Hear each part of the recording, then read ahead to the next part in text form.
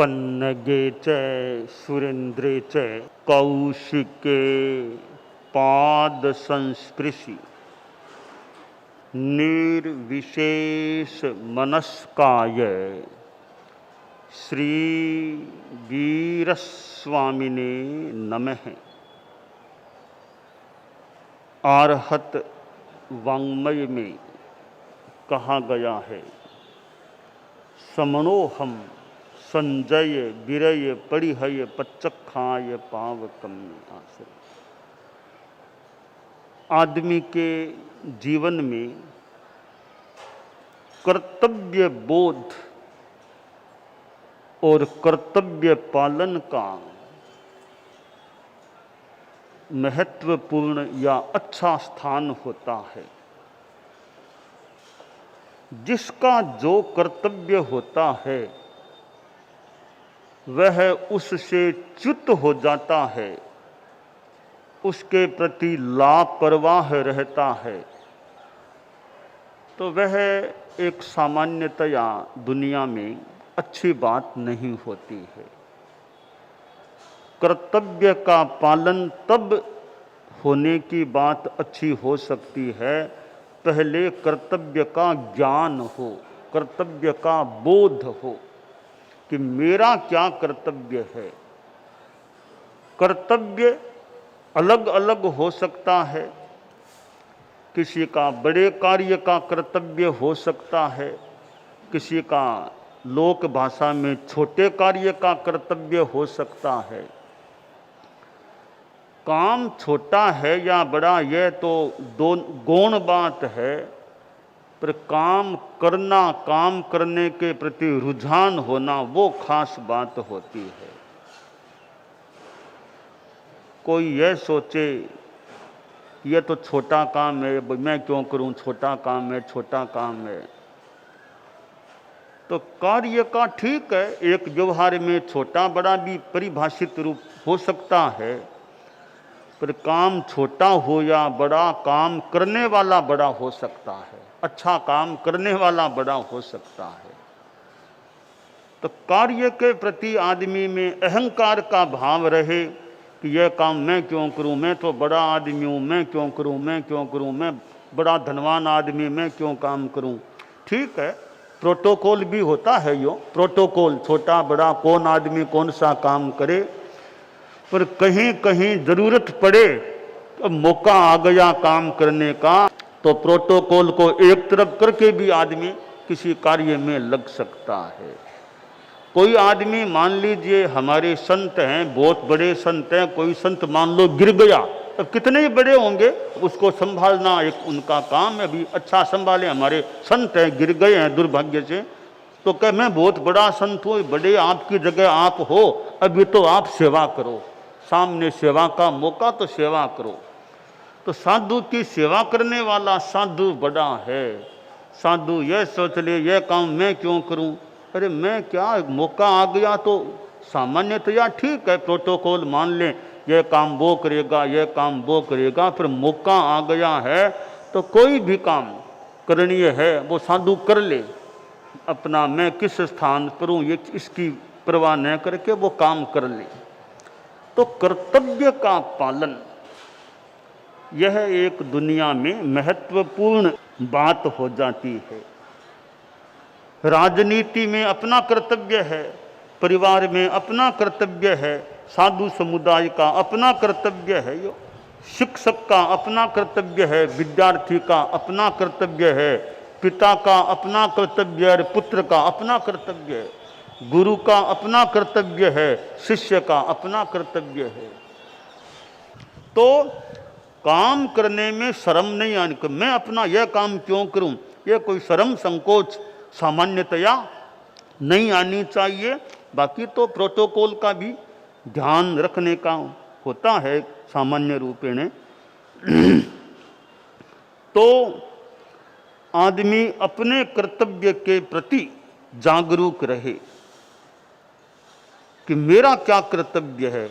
एक लौकिक संदर्भ की बात है, एक बार बाढ़ आ गई थी। कई बार यूं बाढ़ आ जाती है कई लोग बाढ़ में फिर फंस जाते हैं, उनको फिर भोजन की भी अपेक्षा हुई, कोई उनको भोजन ला करके कराए। वो तो बाढ़ में फंस गए, चारों ओर पानी आ गया है, तो कोई किसी माध्यम से वहाँ भोजन पहुँचाए तो उनकी भूख शांत हो, खाने को चाहिए। तो बाढ़ आ गई थी। कुछ सेवा भावी कार्यकर्ता पुरुष लोग मिले कि भी हमारे थोड़ी कुछ कोस दूर बाढ़ में कई लोग फंसे हुए हैं और वो भूखे होंगे। सबसे पहला काम यह करें कि एक तो उनको बचा निकालने का वो काम करें, दूसरा काम जब तक वो न निकाले जा सकें भोजन उनके पास पहुंचाएं। तो कई युवकों ने कहा हम लोग तो उनको बचाकर इधर लाने का निकालने का काम करेंगे।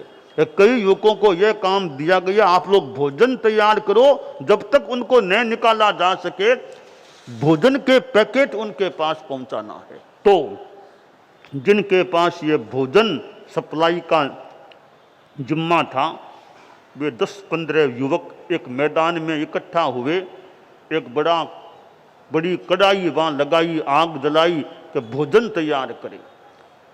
और भोजन भी बहुत ज़्यादा टाइम न लगे, जल्दी काम हो जाए, तो एक कोई सामान्य सी आटे की सामान्य सी मिठाई, आटा घी चीनी यूँ करके एक मिठाई बनानी थी। तो वो मिठाई, थोड़ी मिठाई कुछ नमकी आदि तैयार कर लें तो मिठाई खा लेंगे, नमकी खा लेंगे, अच्छा रुचि से खा लेंगे, शायद उनकी भूख शांत हो जाएगी। तो मिठाई बनाई जा रही थी, आटे की मिठाई, काम चल रहा था।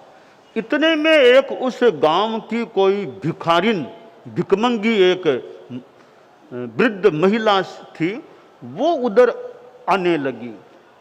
तो युवकों ने सोचा रे वो तो हमारे गांव वाली वो भिकमंगी है, यह तो हमारे घरों में आती है आटा मांगने के, आज भी लगता है आई है आटा मांगने के लिए, तो आज इस आटे में से इसको नहीं देंगे, यह हमारे बाढ़ पीड़ितों के लिए है। तो वो भिखारिन निकट आ गई। तो वो 1-2 युवक बोले नहीं नहीं, यहाँ नहीं, वहाँ जाओ, यहाँ आटा नहीं मिलेगा, तुम्हें आटा चाहिए तो हमारे घरों में जाओ, वहाँ से तुम ले लो, इस आटे में से कुछ नहीं देंगे, यह सारी चीज बाढ़ पीड़ितों के लिए तैयार हो रही है। वो भिखारिन थी, भिकमंगी, वो निकट आकर के बोली कि भाइयों, मैं अभी यहाँ आटा मांगने के लिए नहीं आई हूँ, तो फिर क्यों आई हो यहाँ पर, अपना काम करो, यहाँ क्यों आई हो? कि मैं ये बात कहने के लिए आई हूँ कि मुझे आज भीख मांगने से इतना सारा आटा मिला है, वो भी आप ले लीजिए, वो भी उसकी भी मिठाई बना लीजिए, और मुझे खुशी होगी मेरा आटा उन बाढ़ पीड़ितों के काम आएगा। तो मैं मांगने के लिए नहीं, मैं तो देने के लिए आई हूँ आटा। तो एक भिखारिन के मन में भी यह भावना कि अभी बाढ़ पीड़ितों को मिलना चाहिए, तो मेरे श्रम से मुझे जो आटा मिला है वो भी मेरा आटा बाढ़ पीड़ितों के काम आ जाए, मुझे संतोष होगा और खुशी होगी।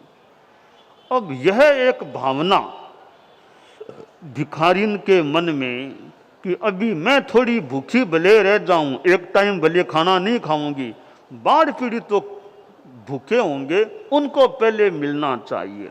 यह एक लौकिक सेवा, लौकिक संदर्भों में अनुकंपा की बात, लौकिक अनुकंपा जो भी कह दें, तात्विक बात है, हो सकती है, पर भिखारिन के मन में यह कर्तव्य बोध या कर्तव्य से भी ऊपर की चीज है कि वो दुखी हैं, भूखे हैं, हम उनकी सेवा करें, उनको भोजन कैसे मिल जाए। तो कर्तव्य में 3 रूपों में हो जाता है यह कर्तव्य, और कर्तव्य से ऊपर नीचे की बात कि एक आदमी अपना जो कर्तव्य है कि भाई मेरे परिवार के लिए मैं करूं, यह उसका मान लो कर्तव्य है। खुद के परिवार के लिए भी कुछ नहीं करता, ध्यान नहीं देता, तो वो कर्तव्य से च्युति है।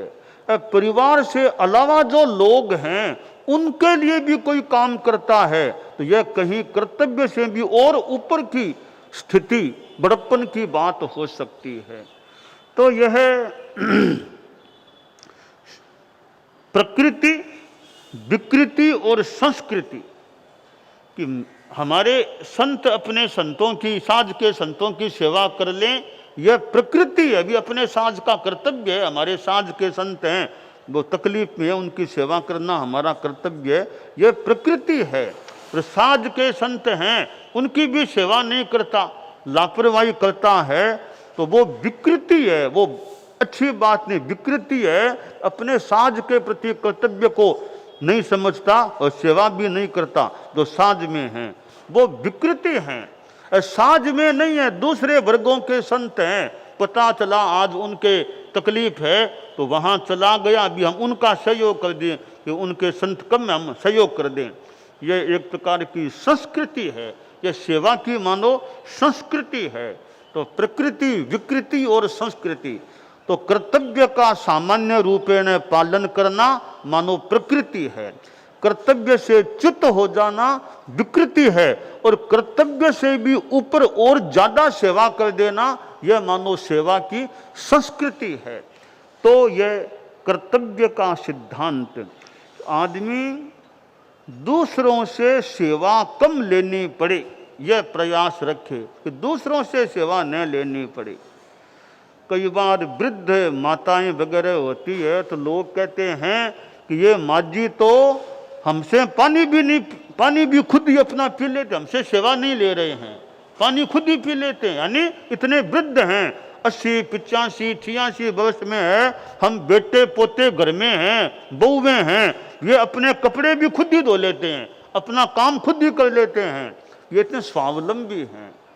तो जीवन में परावलंबी नहीं होना पड़े, कभी तो मजबूरी में होना पड़े, वो तो अब हाथ की बात नहीं, उस शरीर सक्षम है, औचित्य भी है, तो आदमी को अपना काम अपने हाथ से करने की आदत, हमारे संतों के लिए खास बात मान लें, चारित्रात्माओं के लिए अपना काम अपने हाथ से करना, कि मैं सक्षम हूँ, औचित्य भी है, इतना कोई मेरे पर और जिम्मेवारी भी नहीं कि मुझे टाइम नहीं मिले काम करने का, तो फिर मैं दूसरों पर अवलंबित क्यों रहूं।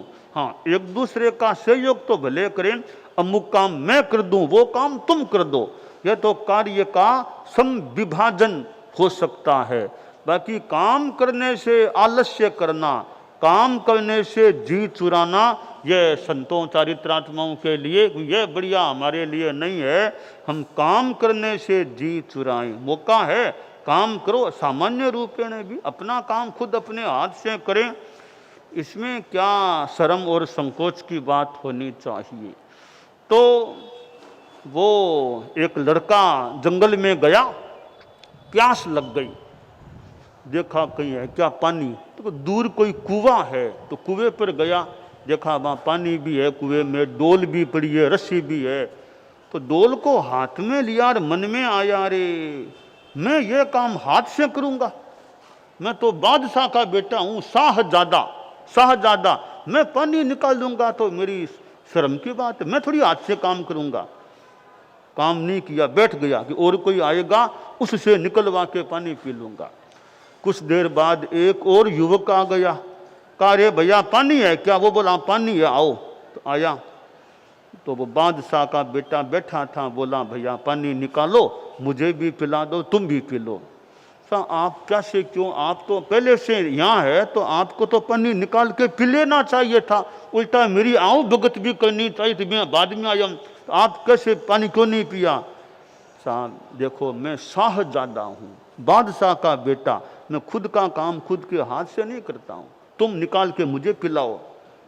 तो उसका भी थोड़ा अहंकार जागा, उसने कहा सा मैं तो यहाँ के नवाब का बेटा हूँ, तो मैं कौन सा, मैं भी तो नवाब का बेटा, मैं भी खुद के हाथ से काम नहीं करता हूँ, मैं भी पानी नहीं निकालूंगा, तुम भी बैठ जाओ।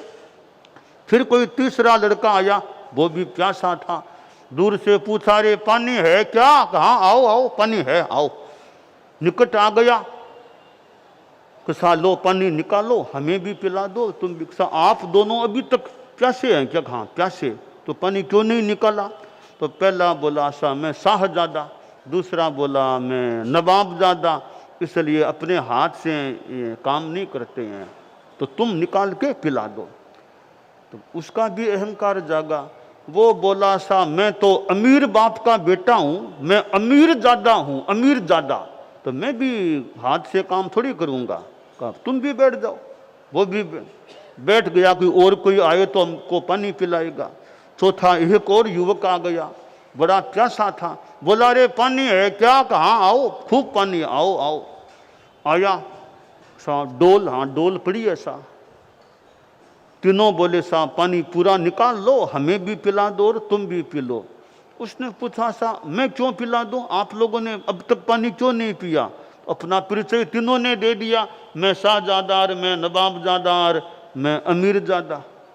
अच्छा ठीक है ठीक है ठीक है।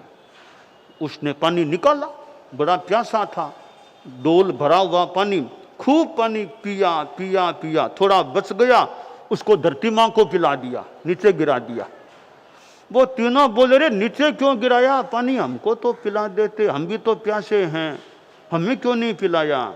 कहा देखो साहब देखो, आप तो शाहजादा हैं इसलिए खुद का काम खुद नहीं करते, आप नवाबजादा इसलिए खुद काम नहीं करते, आप अमीरजादा इसलिए खुद काम नहीं करते, माफ करना मैं हूं हरामजादा, तो खुद का काम करता हूं, औरों का अहंकारियों का काम मैं नहीं करता हूं। ऐसा कहते कहते चला गया। आचार्य श्री महाप्रज्ञ जी से मैंने एक बार यह कहानी सुनी थी। उन्होंने इस कहानी के फरमाने के बाद में संभवतः फरमाया कि इन हरामजादों को पैदा किसने किया? गुरुदेव ने कहा इन शाहजादों, नवाबजादों और अमीरजादों ने हरामजादों को पैदा किया है। अगर दुनिया में शाहजादा, नवाबजादा, अमीरजादा नहीं होते तो फिर शायद हरामजादे पैदा नहीं होते। तो खैर बात जो भी हो, परंतु मूल बात है आदमी को भी अगर प्यास लगी है, मैं नवाबजादा, शाहजादा, वो जादा, अमीरजादा, इसलिए काम नहीं करना, यह तो एक बढ़िया अहंकार की सी बात हो गई। तो मैं फिर कहा करता हूँ कि हमारे संत लोग बैठे हैं कि भाई शाहजादा क्यों बनेर, नवाबजादा भी नहीं बनेर, अमीरजादा भी नहीं बनेर, हरामजादा तो बने ही नहीं, तो क्या बने? तो मैं कहता हूँ धर्मजादा, धर्मजादा बनो अपने, तो धर्मजादा, खूब धर्म करने वाले बनो, अच्छा काम करें, धर्म के रास्ते पर चले, तो धर्म ज्यादा और धर्म ज्यादा, धर्म ज्यादा, धर्म ज्यादा करने वाले बने। हमारे मुनि जागृत बैठे हैं, आज दीक्षा का दिवस भी है, और भी कई साधवियाँ आई थी, कई वो मुनि अनेकांतर संत आए थे। तो भी हमें शाहजादा नहीं बनना चाहिए, नवाबजादा नहीं, अमीरजादा नहीं, हमें तो धर्मजादा बनना, न हरामजादा बनना चाहिए। कभी धर्मजादा, जीवन में खूब धर्म करें, अच्छी सेवा करें, दूसरों की, खुद की, संतों की, संग की, जो हो सके धर्म ज्यादा करने वाले हों। हमारे साधियाँ भी कई आज के दिन की दीक्षित हैं, मुनि अनेकांत जी भी हैं और हैं, तो सब आज के दिन ये भावना रखें भी धर्म ज्यादा बनना है, शाहजादा नहीं बनना, जिंदगी में नवाबजादा नहीं बनना, अमीर ज्यादा नहीं, हरामजादा तो बनना ही नहीं, तो बनना है धर्म ज्यादा या धर्म ज्यादा, धर्म ज्यादा करने वाले बने। तो यह दीक्षा दिवस है साधु साधियों का, ये खूब अपनी आत्म साधना की दिशा में आगे बढ़ने का प्रयास करते रहें। दानान शिठं अवयपयानम सच्चे सुया अनवज्जं वयंती तवेषु या उत्तम बंभचेरम लोगुत्तमे समणेनाय पुत्र।